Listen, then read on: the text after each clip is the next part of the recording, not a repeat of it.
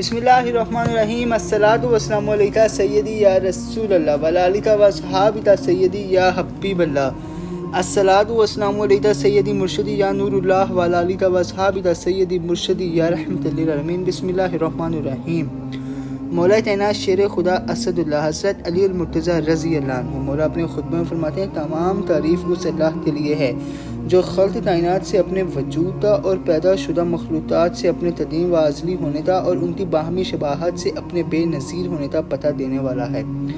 نہ ہوس اسے چھو سکتے ہیں نہ پردے اسے چھپا سکتے ہیں، چونکہ بنانے والے اور بننے والے، کھیلنے والے اور گھڑنے والے، پالنے والے اور پرورش پانے والے میں فریق ہوتا ہے۔ وہ ایک ہے لیکن نہ ویسا تھے جو شمار میں آئے، وہ پیدا کرنے والا ہے لیکن نہ اس معنی سے تھے اسے حرکت کرنا اور تعب اٹھانا پڑے۔ وہ سننے والا ہے لیکن نہ کسی عضو کے ذریعے سے، اور دیکھنے والا ہے لیکن نہ اس طرح سے آنکھیں پھیلائے۔ وہ حاضر ہے لیکن نہ اس طرح سے چھوا جا سکے، وہ جدا ہے نہ اس طرح سے بیچ میں فاصلے کی دوری ہو۔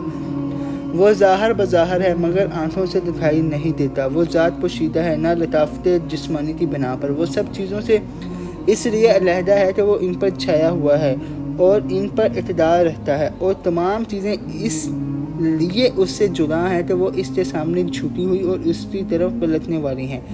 جس نے ذات کے علاوہ اس کے لیے صفات تجویز کی ہے اس نے اس کی حد بندی کر دی، اور جس نے اسے محدود و خیال کیا وہ اسے شمار میں آنے والی چیزوں کی قطار میں لے آیا، اور جس نے اسے شمار کے قابل سمجھ لیا اس نے اس کی قدامت ہی سے انکار کر دیا، اور جس نے یہ کہا کہ وہ کیسا ہے وہ اس کے لیے الگ سے صفتیں ڈھونڈنے لگا، اور جس نے یہ کہا کہ وہ کہاں سے ہے اور اس نے اسے کسی جگہ میں محدود سمجھ لیا۔ وہ اس وقت بھی عالم تھا جبکہ معلوم کا وجود نہ تھا، اور اس وقت بھی رب تھا جبکہ پرورش پانے والے نہ تھے، اور اس وقت بھی قادر تھا جبکہ یہ زیر قدرت آنے والی مخلوق نہ تھی۔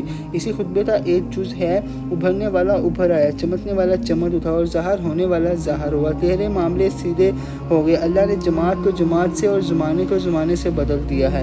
ہم اس انقلاب کے اس طرح منتظر تھے جس طرح قحط زدہ بارش کا بلا شبہ آئمہ اللہ کے ٹھہرائے ہوئے حاتم ہیں اور اس کی بندوں سے پہنچوانے والے ہیں۔ جنت میں وہی جائے گا جسے ان کی معرفت ہو، اور وہ بھی اسے پہچانے، اور دوزخ میں وہی ڈالا جائے گا جو نہ انہیں پہچانے اور نہ وہ اسے پہچانے۔ اللہ نے تمہیں اسلام کے لیے محسوس کر لیا ہے اور اس کے لیے تمہیں چھانک لیا ہے، اور یہ اس طرح کہ اسلام سلامتی کا نام اور عزت انسانی کا سرمایہ ہے۔